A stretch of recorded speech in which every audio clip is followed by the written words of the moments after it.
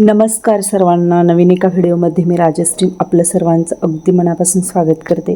माहेरी आले आणि आता इथं बरेचसे पाहुणे पण आलेले आहेत आणि आमची छान अशी गप्पांची मैफिल रंगलेली आहे. सगळ्याजणी आम्ही बसलो इथं आणि बाहेर पण सगळीजण गप्पा मारत बसलेले आहेत. आमचा इथं महिला मंडळांचा गप्पाचा कार्यक्रम चालला आहे. चला आता अमृतेश्वर महादेवाला जायचं आहे आणि रांगोळी बघा इथं किती छान काढली. बॅक कॅमेरा दाखवते. श्रावण सोमवार आहे तर मुलींनी इथं छान अशी हर हर महादेव लिहिलेली रांगोळी काढलेली आहे आणि हे 2 मनी प्लांट बघा आमच्या वाड्यामध्ये आहेत. खूप छान त्यांची ग्रोथ झालेली आहे. आता मी आले देवघरामध्ये. इथं शिवलीलामृतचं पारायणचं ठेवलेलं आहे पुस्तक वगैरे आणि देवघरामध्ये छान अशी पूजासुद्धा मांडलेली आहे. पिंडीवरती आज आहेत मुगाचं शिवामूठ आहे तर शिवामूठ वाहिलेली आहे. आता त्यानंतर आम्ही सायंकाळ झालेलीच, अंधार पडत आलेला, आलो आहे आम्ही अमृतेश्वर महादेवाच्या दर्शनाला आणि हे आहे आमचं ग्रामदैवत गोटखिंडीमधील. तर खूप सुरेख आणि मोठं मंदिर आहे. अगदी ग्रामदैवत म्हणजे गावाचा गाभारा म्हटलं तरी काय हरकत नाही.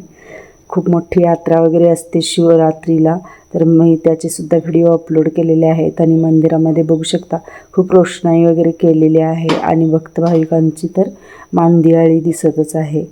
आज तसं बघितलं तर जास्त गर्दी नव्हती, त्यामुळं तुम्हाला पण मी शूटिंग छान पद्धतीनं दाखवलेलं आहे. एरवी शिवरात्रीच्या वेळेस खूप जास्त गर्दी असते, त्यामुळे एवढं म्हणजे मोकळं असं नसतं. तर आज तुरळक गर्दी आहे, त्यामुळं आता आम्हाला पण छान असं दर्शन मिळाले.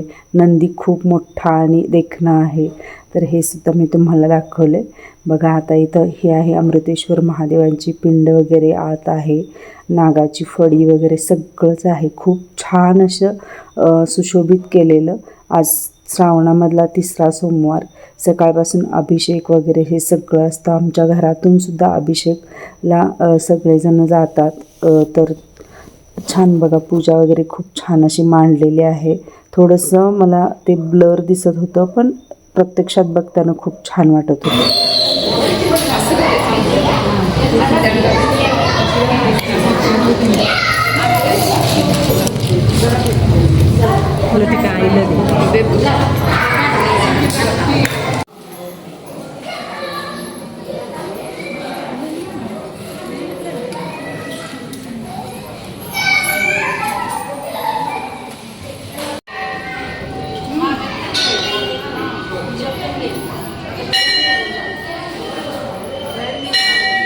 अमृतेश्वर महादेवांचं दर्शन घेतलं आणि त्यानंतर आम्ही घरी आलो. घरामध्ये सुद्धा वहिनींनी पारायण केलेलं शिवलीलामृताचं सगळा जो अध्याय आहे पुस्तक, तर ते सगळं त्या एका दिवशी संपवतात आणि खूप सुरेख अशी ही नवीन महादेवाची पिंड आणि नंदी आहे. तर इथं शिवामूठसुद्धा अर्पण केलेली आहे. पांढऱ्या शुभ्र वस्त्रावरती इथं नंदी, महादेव आणि गणेशाचं स्थापना केलेली आहे आणि खूप सुरेख अशी पूजा मांडलेली आहे. आमच्या मोठ्या वहिनींनी पारायण केलेलं, तर त्या पारायण समाप्त करण्यासाठी बसलेल्या होत्या. आता इथं या आहेत लतिकाच्या आई मुराळेच्या, तर त्यासुद्धा गप्पा मारत आम्ही छान बसले. प्रियांका वगैरे सगळेजण चालले गप्पा मारायचं. आतमध्ये काय चाललंय बघूया. अरे वा, नवनाथांचं पारायण कुणाचं? त्यांचं. बर. मग ती आज उडीद चालत नाही सोमवारचं नाही बर. म्हणताना मग ती ह्याचं हरभऱ्याची डाळ आणि तांदूळ तिचं वडं केलं. बर. हे कसले वडे आहेत? हरभऱ्याची डाळ आणि डाळ भिजत घातलेली हां आणि तांदूळ जरासं. बर. ते वडं हे बॅटर आहे का ते? अच्छा. हे भाज्या कुठल्या कुठल्या आहेत? मिक्स व्हेज भाजी आणि पनीरची, काजू पनीर आणि आंबा. बर. ठीक आहे. रक्षाबंधन करूया की.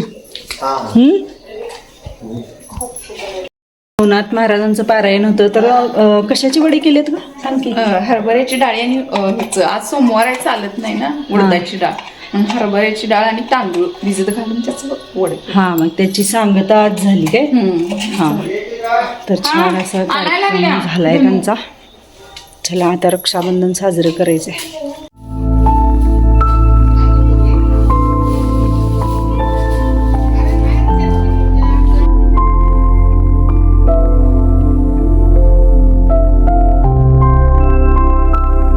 मी सोमवारी सायंकाळी 6:30च्या दरम्यान माहेरी आले आणि इथं मुलींनी ताट वगैरे आरतीचं तयार करून ठेवलेलं, रांगोळी काढलेली, मस्त अशी ताटाभोवतीची रांगोळी पण काढलेली, बाहेर अंगणामध्ये पण रांगोळी काढलेली. आणि आता रक्षाबंधनचा कार्यक्रम, माझी वाट पाहत सगळेजण थांबले होते, कारण वहिनींचे भाऊ पण आलेले, बंडूदादा, लतिकाचा भाऊ. तर त्यांचंसुद्धा रक्षाबंधन अजून करायचं, म्हणजे आम्ही सगळेजणच रक्षाबंधन सोबतच करणार होतो. तर इथं पहिल्यांदा माझा सगळ्यात छोटा भाऊ आनंद बसलेला आहे राखी बांधण्यासाठी. छोट्यांकडून मोठ्यांकडे असं चाललं आहे आज आमचं. तर आमच्या छान अशा गप्पा-टप्पा चाललेल्या होत्या आणि त्यामध्येच मग रक्षाबंधनचा कार्यक्रम. मुलींनी राख्या बनवलेल्या, तर त्यांच्याकडूनच मी राख्या घेतल्या, कारण खूप छान अशा राख्या त्यांनी बनवलेल्या होत्या.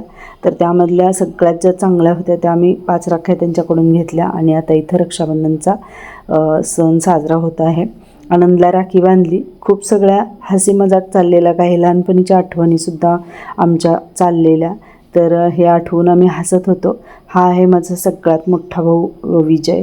तर यालासुद्धा मी विभूती वगैरे लावून घेतली, त्यानंतर नाव मोडलेलं आहे, अक्षता, हे सगळं झालं. आणि मिठाई वगैरे चारायचं, राखी बांधायची, ओवाळायचं, आणि असं सगळ्यांचंच आता मी औक्षण करून घेते. रक्षाबंधन हा कार्यक्रम किंवा सण म्हणूया आपण, खूप थाटामाटामध्ये आणि आनंदाचा असा सण आहे, बहीण भावाच्या प्रेमाच्या अतूट नात्याचा.